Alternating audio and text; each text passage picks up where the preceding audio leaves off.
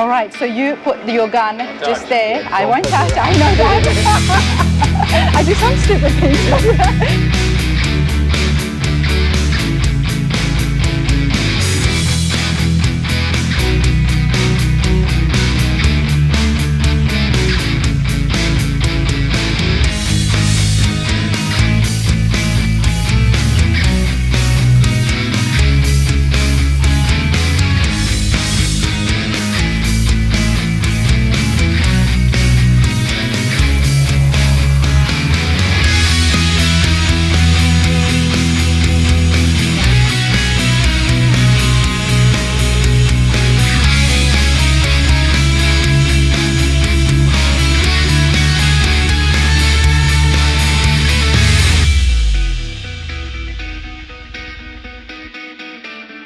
Good day everybody, welcome to Rana's Radar. I'm out here traveling around again, and this time I'm in Florida. Check out behind me. I love to check out the hot rod shops, whether they're big or small, and to see what these guys have got going on. So I'm here at Detroit Muscle Speed Shop, and we're gonna go inside and get to know Kyle and see exactly what he's been working on. Hey Kyle, how's it going? Good, how are you? Good, it's nice and cool in here. I can't complain. I love Florida. It's always hot. Yes. Okay, mate, get over here. Nice to meet you. Definitely, nice again. to meet you. This is your shop. Yes, ma'am. Detroit Muscle Speed Shop. Yeah. Okay, first of all, tell me about yourself and then tell me where we're standing. So basically, we are at our shop, and I'm originally from Flint, Michigan. So that's where the Detroit Muscle name has come from. So I moved down here in 2014. Basically, business in Michigan is hit and miss. We got our cold months, the rainy months. Florida, you get sunshine and rain. So definitely a lot more hot rods being built 24/7 here in Florida. Well, how I found you is I was looking up at your social media, and that's what I do when I'm traveling around. I see what's around me. You work a lot on trucks. Correct. Which is huge these days. Yes, from lifted trucks to lower trucks. We do more lower trucks than anything, or I guess you'd say custom trucks. You know, and basically slammed on the ground with air suspension, coilovers, along with a twist of performance. So that's kind of our deal. Very popular these days. We love the mini trucks. The square bodies are just right up there right now as well. So before we have a look at what you're doing, tell me about yourself. How did you get started? What's your background? Like I said, basically, as a growing up, of course, I got into cars from my father. I had no school knowledge or anything like that. So my dad would always show me stuff, and I would just excel better than him, and etc. So as I got into it, I turned more into the custom car world, more like air suspension, hydraulics, and doing that in the early 2000s. There was nobody in the town to do what we did. So myself and a couple of my friends. So we took that and kind of ran with it, and you build a name, get a reputation. Then I kind of turned into a sales guy. You know what I mean? I'm basically a name for the brand, and I have 3 guys here up north. I had guys before I moved here. So you moved the shop from Michigan. Correct. That's a huge move. Anytime you're moving shop across the states. Yeah, it's very expensive also. So. Yes, I bet. Were you able to get some of your clients to come as well, or just start fresh? No, it was just starting fresh and winging it. So luckily enough, it's a blessing that things have gone good for us. Anytime you start fresh, you don't know how it's going to be. You know what I mean? Well, congratulations, because there's a lot of noise. There's a lot of cars getting worked on as well. So good for you. It worked out. Yes, awesome. It worked out. Okay. Now we're here in the showroom, and you've got a few things around here. Anything you want to show me? I mean, basically a lot of this stuff is kind of like our own art. Stuff I found I liked. There's also manufacturers that I sell and install their parts. Okay. And then there's a couple pieces here that I had a friend up in Michigan, Johnny 5, he actually made that for me. And then another guy named Jake, he's a photographer, he's in California. We both grew up in Flint, but he actually did that for me too. And I took it from my old shop to here, and I keep it hung up. So now we know that the Woodward Cruise is on next week. Yes, I heard you're going up there. You let the cat out of the bag. Yes, I might be. Sorry. Yeah, actually thinking of making a dash there as well. Yeah. Being from Michigan, you would have been to that a few times. Yes, I have been there quite a few times, and it's definitely interesting. If you've never been there before, a lot of cars, a lot of people from everywhere. And they go down there and they cruise up and down Woodward. There's also an event that kind of goes on the same weekend. I do believe it's still Back to the Bricks in Flint, Michigan. Okay. So that's actually where I'm from. So basically they have Woodward and Back to the Bricks, and they cruise back and forth. So that's something new. I have no idea. I'm just going in there and I'm going to just see what happens and see what it's all about and take you lot along as well. But we're here in Florida. Tell us the address of your shop. Our shop is 1746 Olive Street, and that is Lakeland, Florida. Lakeland, Florida. Yep. So we're, of course, Michigan people. This is also the home where the Detroit Tigers spring training. So we've got a lot of Michigan people that come in and out of this place. So if you're a Michigan person, just want to come tour and check out the shop, you're more than welcome to. Absolutely love that. We know you're on Instagram and Facebook as well. Is there a website people can find your stuff on? Well, currently it's kind of in the mix. It's in the works? It's in the works. Okay. So we've had a website prior. It's complicated. I'm not going to get involved there. But the Instagram is huge, and there's a lot of stuff there. Yep, Instagram, Facebook, TikTok, and we are actually going to start moving some content on YouTube also. So that's right. Kyle was telling me, and I absolutely love it when builders do want to do this because we want to see you guys working. So I do hope that everything goes really well, and it's going to be under Detroit Muscle Speed Shop. Detroit Muscle Speed Shop. That's what the channel would be under on YouTube, and as well as that, the Instagram is under Detroit Muscle Speed Shop as well. Correct. Okay, well, you guys, you have to check it out. But for now, I'm here on foot at the shop. Let's go check out some of the stuff. Sounds good. Okay, I love it. I come to a shop and all the workers just scatter and run away, don't they? That's what happens. All right, let's start with this. What have you got here? So this is a 1951 Chevy truck. Guy had more of like an original plan to it, and I kind of like changed that. Okay. So now it's lowered. It's got full coilovers, Mustang 2 front suspension. It actually has a 5.3 LS in there, and we've had to do a ton of metal work. So if you look at the door gaps, it's got new roof skin, cowl panel, and we actually had to go as far as we built a custom firewall for them, so everything is completely shaved and smooth. Front wheel wells are all hand built. It's actually all the wires are tucked and hidden as much as possible. In this car originally the brakes are underneath, so all that stuff is hidden. And then we're So how bad was this condition? Because it looks like you've done a lot of work. What did they give to you? Basically, this truck came in boxes. In boxes? In boxes. It took 2 bays up, and we had to figure out how to put it back together.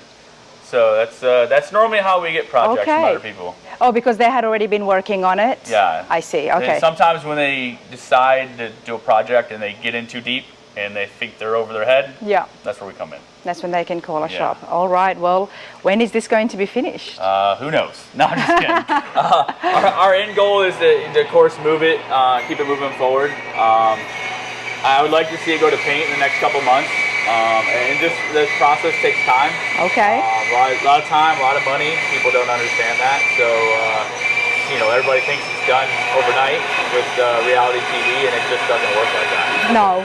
Definitely not. Things do take time.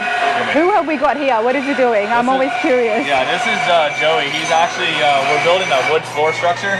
Okay. So this is going to be like a framework that is going to go around a C10 that's out there. We'll show you also. So it's going to basically, it's going to flow around the frame, and then we're going to put some sheet metal bead roll panels on it afterwards. Nice. How's it going, Joey? Going pretty good. I'm here disturbing your work, just admiring it. Oh, it's all good. I love what you were doing here. Tell me about this. This is neat. This is where we just make a bunch of slices. That way there we can bend the tube and make it all round and curved to go around stuff. Wow. And how long have you been doing this? Since I was 15. So Since you were 15? Yeah. Almost 30 years. You know your stuff, mate. You know your stuff. That looks pretty cool. So we're definitely going to have a look at that. But a lot of metal work happens here. A lot of metal work. A ton of metal work. Okay. The only thing we don't do is paint work and upholstery. So we'll actually get it all built, set up, ready to go, and then once this is said and done, we'll take it to the paint shop. Yeah. Make sure all of our gaps are already done, ready to rock, and then basically once we get it back from the paint shop, we'll have them fit and do what they can do, and then we final assemble the whole Have building. you done paint yourself before? Yeah, our old shop, before I purchased this building in 2020, we actually had a paint shop, and it was a very large shop, and it just wasn't for me. It was. But you've bought quite a bit of land here yourself as well, even in Florida. So maybe there is hopes of having a paint booth. Yeah, I don't know. I'll be honest with you. It was I think more frustrating with me. Was it? Than what it was worth. Because you like the custom stuff. You want to Yeah. focus on... And that's the thing, is it's very expensive. And then also when you get into the paint stuff, you get into problems and all this other stuff. I'd rather let that deal with the paint shop directly. So. And you want to focus on making custom cars. All right. What have you got here? So this is a 69 Camaro that we are currently still building, as you can see. We have cut and sectioned the rear bumper and tucked that into the quarter panel. This is all basically all new metal. The trunk's new, the quarters are new, package tray, floor. It's got the Detroit Speed mini tub kit, Ford 9-inch underneath the back, all ride tech suspension, and basically this also has, not currently in it, but has it's a 6.0 LS with a LSA supercharger sitting on top of it. You can see like we have the custom billet door hood hinges along with bead-roll firewall, and all of the fender wells and stuff like that will also be bead-rolled and finished off right down to the subframe. Okay, so you do everything, wiring, electrical, Yeah, the engine whole car work. will be completely finished, wired, ready to go. Nice, nice. Camaros are big these days. They're very, very popular. They're very popular now. So yeah, we have that, and then we got another. How long would something, sorry to interrupt you, good. I'm always curious to see how long things take at the shops these days, and how long do you think something like this would take you? If it's a consistent job, I mean, and the customer is consistent with the progress. Yes. I've seen it go, a good year and a half, because It's not bad. that's pretty quick. That's pretty good. But it never goes that way. Of course, because only work moves forward if things get paid for. Correct. And Okay. then also, if you run into a paint shop and maybe the paint shop's slower. Yes. You know what I mean? I've seen guys, the paint shop take 6 months. So Yeah, there's a lot of factors that come into play. That truck, we're currently in less than 3 months. Okay. And that's where we're at in the build stage on it. And it's kind of wired, it's wired, everything's hidden, but there's still a lot of work to do. But now, once we get it done, brake lines are finished, and it goes to a paint shop, it could be 3, 6, a year at a paint shop. And that's just, it's scary because, it's very scary for somebody who's building. It's very scary to think that, and then you have to explain to a customer that, like, hey, we're working forward, we're trying to get it done, but there's problems that occur, and even with the paint shop, if they do something, letting primer cure, bodywork cure, and they see something that didn't work their way, then now all of a sudden they got to tear it back down and kind of move forward. And I again. guess your clients would appreciate you just being upfront and just keeping them in the loop about what's happening. 100%. So like how I do it is, luckily enough, my shop phone is a cell phone. Okay. So I can update customers basically daily or bi-daily. I can send them photos, everything we do, and then also, every week I bill them every week. So they're not owing me a bunch of money. Yes. I don't take any money in advance unless it's and they don't get a big invoice at the end of it, right? Yeah, there's certain shops that basically, they'll take 20 grand, spend 20 grand and do it. I personally don't like doing it like that, just because, it's just, you grab somebody's money, they're waiting for work. And if something doesn't go your way, now all of a sudden, you don't owe them anything. Yeah. So I'd rather just do our work, and then once we do our work, let them pay as they go. They pay as they go. Okay. Now, I am liking this. Kyle, talk to me here. For starters... Yeah, it's hard to see, but it's actually got a blown big block. Okay. So it is a 468 big block, and it has a old B&M blower with a 2.4 Holley Super Sniper and fuel injection. what car is this? This is a 64, actually it's a Bel Air. Everybody calls it an Impala, but it's actually a Bel Air. It is fully tubbed out, and we're in the process of building a custom frame for it, all out of round tube. So something a little different that nobody really does, because this is originally an X-frame car. A custom frame that is all round tube. What does that mean? So if you look, it's hard to tell, but you can kind of see from the frame itself is all, this structure here is all round tube. So basically, where this is original, we just haven't cut this off yet. So this is going to get cut off. Okay. And then you kind of start the frame rail. It's not perfect over there, but we'll probably end up redoing that frame rail also. So it'll all be from the firewall all the way back, all round tube. And then if you even squeeze towards the back, it's all set up on stands. It kind of sucks, but no, I can see all the tube work. And then once it all gets, it'll actually have to get blown apart, and then it'll, we'll be find some stuff that, we don't like, or it might be an ugly weld or something like that. We'll have to grind, metal finish, and then re-weld. But yeah, that's kind of our plan. I love the look of it. Yeah. But besides that, what's the benefits of having it like this as opposed to the original? Really, it's just the show we can. Okay. That's the honest to God truth. A lot of people would never pay this type of money to have a custom frame like this done. But we wanted to do something over the top that really showed skill. You know what I mean? So.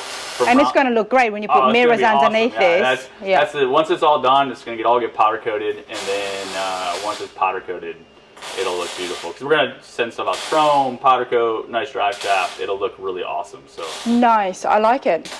Now, watch your head. Oops. As soon as you said that, I hit my head. So, and then like I said, this thing has, these are 22-inch wheels, but what they call is a fully reversed. So it's got a big lip on it. So, and it's an 8.8 out of a Ford Mustang. Okay. Maybe a Mustang Explorer or whatever. And it's been narrowed to fit underneath this thing. And I see you've got Kindig door handles. I do. It's a common thing we do here. They look good. Yes. They designed and got something really cool, so. There's a lot of work here. Now, Florida is a huge state that we know. So does that mean that maybe some things would be a little bit more quicker happening here at your shop as opposed to, some other places like Knoxville where things can take a little bit longer? It's hit and miss. It all depends on how the process works. I mean, there's been times that we are just bombarded and slammed, and then there's moments we might have a little free time and we can get a vehicle right in. So to say that I might go a little smoother, there's no promising. You know what I mean? So that's definitely something, the two to compare. I'm sure in any state you go, if you have a good following, the cars will already be there. Yes. So let's try to skip this way. All right. Let's have a look at some of the finished cars that you've got. We got some stuff over here. It's not finished, but this. We cannot go past the patina, mate. Yeah. It's kind of dusty right now. That's all right. It still makes it look good. So talk to me. What have you got here? So this is actually a local customer. He actually wouldn't let us fix any rust. So that's kind of what it is. We're actually. Did you want to fix some rust? I always want to make it safe.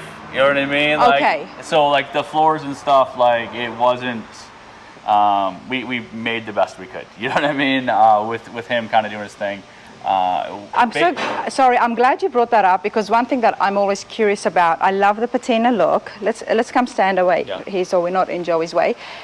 I love the patina look, and we see it so often. But I always wonder on. Is it safe? Is this a piece just going to fall off while the person is riding it? And so many people out there just keep that natural rust. Yes, I love doing patina cars, but at the same time, you have to make them safe. In this situation, it was like structuring the floor area over there. I did tell him, and he agreed that we would fix that, but he wouldn't let us any welding to the outside of the vehicle. Like a spot like here, for example. Yeah, that's. He wanted to keep it on. Yeah, he would not let us touch that, so that's kind of how that stays. And as you can see, that is a fender exit because this vehicle actually has a twin turbo LS. Currently not in here because when we were going through testing, it dropped oil pressure a little lower than we wanted, and the customer knew going in it was a junkyard engine. So he's going to get a brand new one. Yeah, we're rebuilding the whole entire thing, and that should be back here any day. So. Okay, so he didn't want you to do any body work, but besides installing the engine, what else did he want you to do? We've actually done quite a bit. Like right now, the inside is this what Joey's working on? Yeah, Joey's working on it right now. So this is a piece here. This is going to be part of the frame bracing. So this is going to kind of contour through here, and then this will all be sheet metal, and we'll have wheel tubs. So all this is going to stay open, but this is going to have that finished look, and it'll be all metal finished. And this will have like bead rolled panel here, bead roll panels here. All in here will be finished off. So he wants to make the bed look real pretty. Yeah, the bed's gonna look super out. pretty. And like I said, the engine compartment with the motor in it looks super pretty. Yes. And I'll get you a photo so you can add that in the video, so that way they can see that. Sure. But yeah, that's the deal. Kind of how it's gonna sit. And Joey's going to weld that on? Yep, so that'll all get welded on, and then basically there'll be other bracing and reinforcing afterwards. Nice. And there's already a little bit of shine on this. Yeah, I'm gonna guess he had it clear coated. Okay. I know I've used this stuff called Poppy's patina before. It's like a brush on, but this looks like it's been sprayed, so. It's going to look awesome when it's finished, okay? Can we just put that out there? And he's done the interiors as well. Yeah, the interior is actually pretty much done. It's open, yeah. So it's new carpet, vintage air, you know, all that stuff, and all new gauges. I love it though, because he loves the rust, he loves the patina look, and he's kept that to give it character. And with what he's doing with the engine and stuff, I'm guessing he's going to have some fun with this. Oh, yes. So he knows that he'll probably do more damage to it than to have a finished painted car. I'm sure he will. Yeah. Okay, now we've got an engine or transmission out here. Yeah, this is actually for that Camaro. It just doesn't have the blower. It's all taped up, but it's okay. It's basically when we're pulling stuff apart, we got to get it inside and safe. Luckily, it's covered. So we have a couple painted ones that stand out. So this is man, what is this? A 56? I want to say it's a 56. Don't quote me. Okay. Yeah. So basically, this one is more Pro Street. We ended up doing. It's got aftermarket front end, you know, with air suspension. So it's kind of a street rod custom. It's got a roll cage in it, and all the back half has got like tube work. It's kind of a disaster inside right now because we're doing electrical. Okay. But you can see it's got the aftermarket Hennigan handles on it. Big wheel tubs. You know, basically I thought it was pretty cool is the roll cage is through the roof. So how long have you had this? How long did something like this take? This is what we're talking about, customer stuff. Yeah. You know, this gentleman going through different stuff, not sure what direction he wants to go. He wants to build another vehicle. So this one really sucks. I mean, I hate to say it like that, but it's a hobby, and sometimes hobbies are not exactly right at the top when it comes to the priority list. Yes, this is definitely not number one in his priority list. Fair enough. I try to treat him fair, but it's business, you know. We have to build cars, so. Fair enough. Yeah, this is a 1950 Chevy, basically kind of like the other one, but more, I guess you would say original. A little bit, you know, it's lowered a little bit. Going with the white wall look. I do like the interiors though. Yeah. They've got the split bench seat. Yeah, I think those are from TMI. I think so. Yeah. Okay. And then this is just got a small block. She's dusty and dirty, but it's got the aftermarket Holley fuel injection. And of course it's got vintage air, and we do all that stuff here at the shop. Who does the wiring?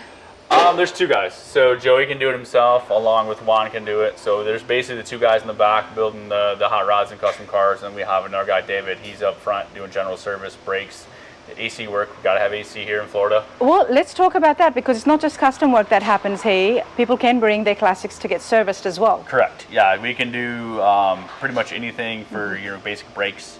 A lot of guys that have carburetors, you know, nobody wants to work on them anymore. Yeah. So we take them. Sometimes we'll throw aftermarket fuel injection on it, so it's turnkey. The Holley Sniper is like a turnkey type system. We put it on everything. So basically, just turnkey, let the controller light up, and then you're good to go. Fires right up. Nice. Sorry. Okay, we probably have love bugs here. Oh, is that what it is? Yes, yeah, we have love bugs, and it's to the season. I got bitten. Yeah, the love bugs, they'll get you here. Now, something that definitely caught my eye is this chassis right here. Can we just take a moment and have a look at this? Loving the paint. Yeah, this is a 1960 Impala frame. It's currently, the body is at another shop getting painted. And there's going to be some stuff that has to get touched up, but we just kind of fit all the chrome and kind of go from there. She's dusty and dirty. Is it stock, or have you modified this? It's actually, I didn't modify it, but somebody has reinforced it and boxed it. So it's a common thing in lowriders. They box the frame for reinforcing, and then that way if they ever hop or anything like that. And boxing the frame, this means this part right here? Well, a lot of this stuff, so this is a lot thicker. Okay. So they've added like 1/4-inch plate on all this. All these buckets here are thick plate. I mean, you can see kind of the surface dust, but there's more material over top of this. I didn't do the work. I just kind of fit and stuff and etc. But that's what boxing means, making Yeah, they basically put thicker. more reinforcing on it, yes. So Okay. basically when they go through and make sure this thing is solid, you know, if somebody does want to get wild and with hydraulics, etc., this thing can jump and etc. Which makes sense. I had no idea. I mean, I assumed when you say boxing the frame, I'm like, well, the back here does look like a box. Is that what it means? Yeah, no, it's actually just, it's reinforcing, and you know, sometimes some vehicles are C-channel, so basically like that section might be C-channel, and then they'll square that off and put a piece of plate, and that's basically where we're at. We got lizards just I know, it's Florida. There's lizards everywhere. They don't worry me. I'm from Australia, everybody. I'm used to that. Okay. I love being nosy. What have you got here? So these are the brakes for this. As you can see, the humidity here basically ruins everything. You think being up north you get rust, but it's not. Florida's horrible for rust. You have any sort of humidity, moisture in the air all the time. Yeah. You have, you know, you let it sit outside for 24 hours. It's gonna rust. It. Yeah. And then you've got to blast it again. Yep. It's hard to keep everything clean. That's a fact. Nice bed. That must be the walnut. I'm not sure exactly. I don't remember exactly what material it's made out of. Okay. There's definitely hope for maybe expanding the place a tad more, because you've bought this. This is a lot. Still, they've got a lot of room. Yeah.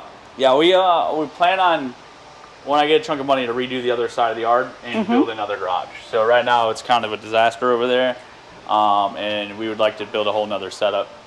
So. And you've been here since 2020?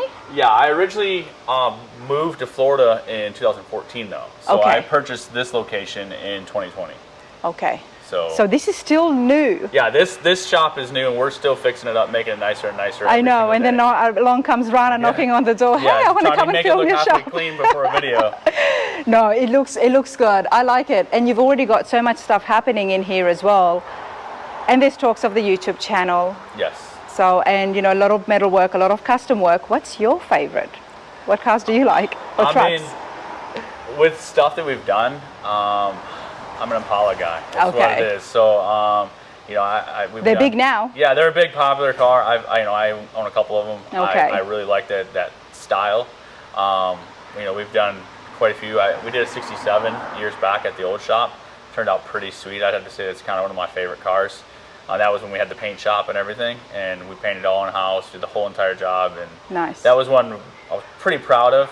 You know what I mean? But that's probably the car that I would say is one of my favorites. They're beautiful cars. I'm really loving it as well these days. And you can get so many aftermarket even panels for it now. Like, I mean, Auto Metal Direct, they've got all the parts for it as well. So I do like the Impalas, and that's why we have been seeing a fair few of them on the channel. Yeah. Now, I cannot leave Detroit Muscle Speed Shop without trying something. So I'm hassling these guys, and I'm gonna learn about welding, but you're gonna watch me do some welding for the first time. I'm going to get Joey to come in here, and once I've got my protective gear on, we're going to get our hands on some welding. And yes, I am excited. All right, everybody, I have my helmet on, so we are going to be safe with this. Now, do I need gloves? We'll see what you got. No? You shouldn't need them. So welding, Joey, tell us, first of all, in the most simplest form, what is welding? Welding is basically melting two pieces of metal together to make what you need out of it. Okay, and when it comes to the skills and doing it correctly, what is important about that? Knowing the thickness of your metal, what metal you're using, what gas you need to use with that metal, and all your settings on your welder. What's a gash? Gas? Gas is the gas in that Oh, gas. Sorry, I thought you said gash. Gas. So the gas takes the oxygen away. Okay. And makes a hotter burn. And your different types of metal come into play as well. What have we got here? We have steel here. We have steel. Yep. And is this easy to weld together as opposed to aluminum? Yes. It's a whole lot easier to weld than aluminum is. Aluminum takes a lot more. It's aluminum, you have to constantly keep the aluminum surfaces clean. If they're dirty, you'll get imperfections in the weld and they will become brittle. Okay. Can people weld, do welding on fiberglass? No. Fiberglass either has to be refiberglass or epoxied together. Okay, it's only for metal. Only for metals. All right, so we've got some clamps here, 2 pieces of steel. Now, what do? We are fixing to, now are you wanting to weld? I would love to weld. Now, I know there is tack welding and then there's TIG welding. What's the difference? TIG welding is, well, this is MIG welding. So your wire is inside the machine on a spool. When you pull the trigger, it feeds your wire and your gas. On a TIG welder, you have a gun that feeds gas, but you don't have a spool of wire. Now you have rods of wire that you're hand feeding by hand. Is that why it's used for finer stuff? Nicer welds. Nicer welds. And this is WIG welding, you said? MIG welding. MIG welding. Yes. Okay. Tack welding. Tack welding, you can do with a TIG, you can do with a MIG, you can do with a stick welder. You're basically just putting a tack just to hold the 2 pieces of metal together. Okay. The reason I ask, and I'm so curious about this, everybody, is because I most likely will be doing some welding on the C-notch frame, the bolt-on kit that we've got, but I've been told it's good to put a bit of tacks onto that. You always want to tack everything. That way there you can make sure everything's where you want it before you do all your final welding. Okay, well it's already bolted on. Okay, if it's bolted on and it's 100% where you want it at, it's still nice to put tacks on it just to make sure, and then go back through and then just re-weld everything all in. Re-welding, because once it's done, it's done, isn't it? Yeah, it's a pain to get it back apart. Have you done that before? Yeah, many a time. Okay. All right, well I want to watch you first, and then I want to have a go at it. Let me grab gloves. So this helmet is so big. So basically, I'm going to put a tack in this corner, and I'll put a tack in this corner so you can see what I do. Okay. And then I'll let you do a tack and a tack. Okay. And it's always good to start from the edges because that binds it. All right. All right, so we're going to put a tack up in this corner right here. Oh, this is so cool. And then we're going to put a tack right here. Okay. Just like that. Wow. Okay, first of all, I love that. You guys probably couldn't see from my view of what I was looking at. Talk to me about the helmets. This helmet is different. Everything was dark, and I could actually see exactly where you were welding. Yeah. So our helmets are automatic darkening. That way there, we can have the helmet down seeing what we're doing. They do make helmets that aren't auto darkening, so they're completely dark black, and so you're kind of in the dark trying to find your weld, where you're going to weld at. So. But I like this. Yeah, it's nice because as soon as you strike that arc, it darkens the helmet down. Yeah. That way there you can see what you're doing. If it didn't darken down, you will get flash burn. And flash burn really sucks because at night it feels like you got sand in your eyeballs. Okay, so it's a big safety feature in order to have it very dark. Yes. So whenever you're working with a bright arc, whether it be TIG welding, stick welding, MIG welding, even when you're using a plasma cutter and torches, the light that comes off that stuff is so bright it can burn your eyeballs. Okay. So you either need to wear a welding helmet when you're welding, or a dark set of glasses when you're torching or plasma cutting. Because it's electrical currents that's coming out, isn't it? And it's a very bright light. I like that. All right, so you put your gun just there. Yeah, I won't touch. I know that. I do some stupid things, but so you put it right here, and then you want me to put one next to it? Yep, you can put them next to it. So whenever you do it, you're going to keep the gun just a little bit. You don't want to touch the metal to the gun. Okay. You just want to keep it a little bit off of it. Bend that up like that. But yeah, you just want to keep it off, and then about that high, and then just kind of do a circle. You want to join that edge and that edge together. But where is the electrical current coming from? From the tip or from the actual wire? It's coming from the actual wire. So I can So the whole put that inside of this thing is electrically charged. Okay. So it's transferring the electric from this tip to that metal, which gives you your arc. Right. I can hit the bent bit there, and I can just do a little circle. I mean, if you touch the metal with it, it ain't gonna hurt nothing. Okay. But you just want to try to keep it up off the metal. That way, there you can just do a nice circle puddle. Okay. And then you're gonna want to wear gloves if you're welding. All right. What is it that welders need to have big heads? Yes. It's the smallest. Yeah, it's as tight as it'll go.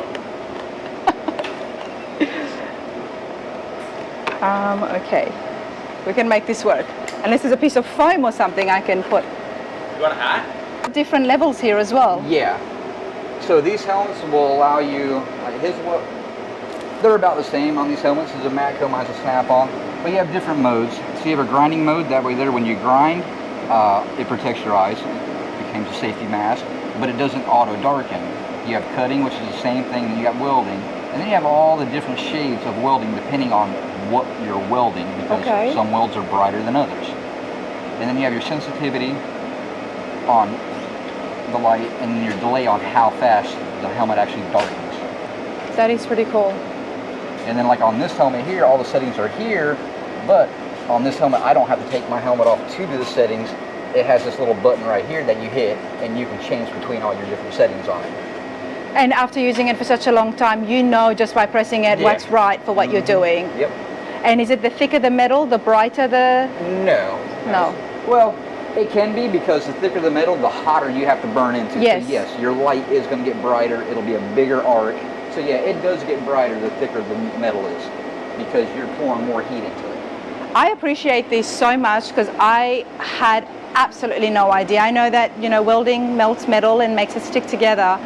But the safety things and the helmet and what's involved, I'm going to have to get myself a couple of those. Yep, helmets, gloves. As we know, Kent doesn't wear anything when we're working, so I'm going to have to force him as well. But that's pretty cool. Let me try some welding. That way, it should hopefully fit your head a little better. Okay. You might actually have to loosen it up, maybe. No, it's all right. That's a lot better. I can see now. Clamps out of the way a little better. Okay, and where is the trigger? All right, so here's the gun, and the trigger is right there. So you're just going to push that out. Where's the little bend? I cut it off. It's okay. Right there. Thank you. Get further down. Get the cutters. Okay. So unless you're hitting the metal, don't press the trigger. Yeah, don't press the trigger until you're close to the metal. So, all right. You wire out a little bit more right there. All right, so take this hand here, hold the hand there, and then kind of put the nozzle on your arm like that. That way there you can hold it, and then you can actually control it. Okay. But you want to try to keep that nozzle at the same level the whole time. All right.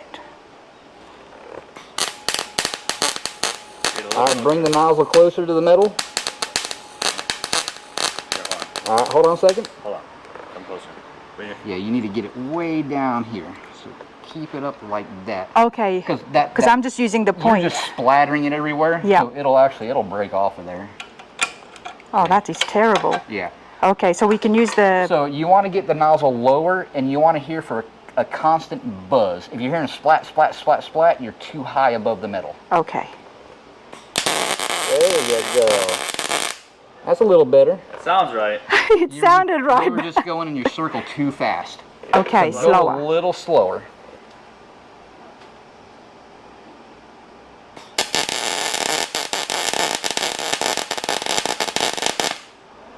All right, you're still a little too high above the metal. Okay, let me try one more time. Yeah. She's making it stick.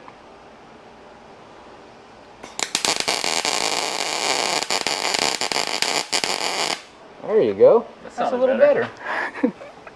That's a little better. Oh my Lord. It's not something you're going to get right away. It takes Definitely practice. not. So yeah, before you start welding on any of your projects, get you scrap metal and just Practice. Practice, practice, practice. Can I try one more? Yeah, go ahead. We're going to let you practice some more. Okay, you guys are awesome.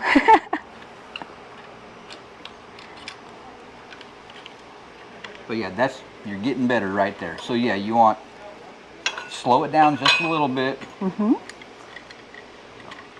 There's welds on that side, but that's fine. And this is just on a flat surface. I mean, I can imagine the amount of skill required when someone has to do it standing up or sometimes it's on a a little piece. bit easier when you're standing up because your gun's pretty much at the right angle when you're standing up. When you're here, now you're lifting your arm up to try to get your angles right on your gun. So welding up and welding down can be easier than welding flat. Unless you're upside down. Upside down welding sucks. Yes.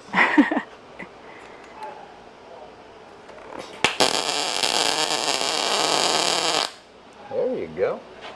That's a little better. Yeah, Let me he's turn got- the heat up a little bit more so it'll melt into it. All right, try that. you go.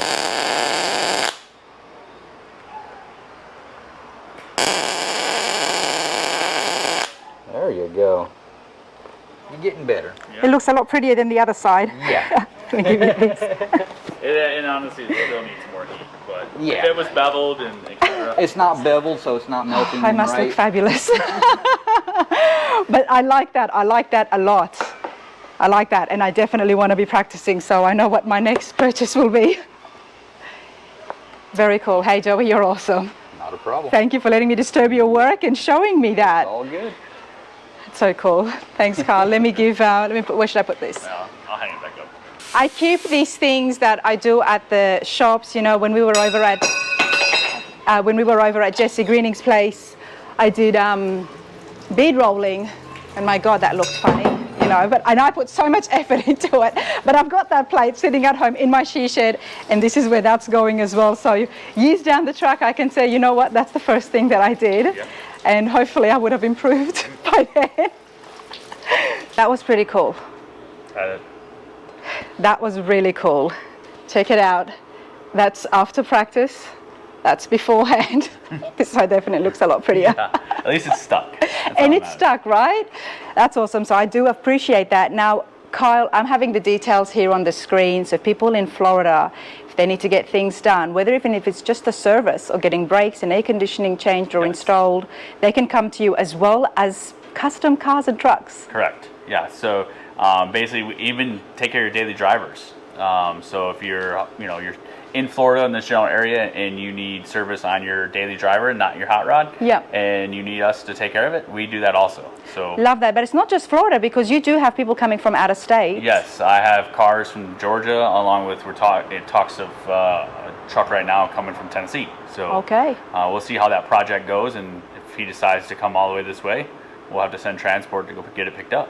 Do you go to some of the car shows besides the cruise? Yeah, I mean, honestly, I do a lot of the big shows. We're actually heading up to Alabama at the end of the month for Battle of Alabama. Okay. I'm not sure if you ever heard that one. It's a huge truck show, car and truck show. In Talladega, is it? Yep, that's where it's at this year. They just moved it. So it's going to be pretty sweet. I was informed that they're doing OBS Nationals, which is like trucks. Yep. So they're putting the two shows together, and I'm not setting up for the shop. Bringing my clothing company, which you now have a hat for. So. There is clothes. You know what? The hat is pretty awesome. But can we go have a look at some of the shirts before I go? Definitely. Let's do that. All right. I do like the hat. So, but you've got so many other different shirts here. Tell me, show me, what have you got? So this is actually my low rod brand, which is basically, of course, I do it here and graphic work. So this is basically like more car oriented. This is actually a car that you saw back there, and then basically that design there. And then there's most of these cars are all a legit vehicle. So this guy right here, he goes by Sicklack. His name is Matt. He's actually out of Texas. Mm-hmm. And then how did he get onto the shirt? So social media, become friends. Okay. We're all in the same thing. Basically, low rod is basically a big body style car. Your Cadillacs, Impalas. You've seen a lot of pro touring stuff that's even called like a low rod, because it's mixed of a low rider and then a hot rod. Okay. So it's not technically a hot rod and it's not a low rider. So you think low rider, little bitty wire wheels, etc. That's not it. So you take the same style car, but you put modern day billet wheels, big wheel with brakes, big motors, go fast. Kind of has a pro touring look, but it's more like your big body cars. So big body cars, it's like the blower cars. Yes, exactly. Okay. So this is just some of the different stuff. And same thing, his guy named Mike, he's out of Utah. I think he's in Salt Lake. So if you're going to Battle at Bama. Yep, Battle of Alabama. Battle Alabama at the end of the month, you will be there and you will be selling some of these shirts. And I love the fact you've even got pink ones here as well. So that's awesome. Low rod will be set up at Battle of Alabama. Okay, and can you sell that beforehand? Like if someone can't make it to the show, where can they? You can lowrodstore.com. You can purchase all that stuff. Awesome. Love it. This has been fun. I surely appreciate it, mate. We appreciate you. Thank you so much. Thanks. Thanks.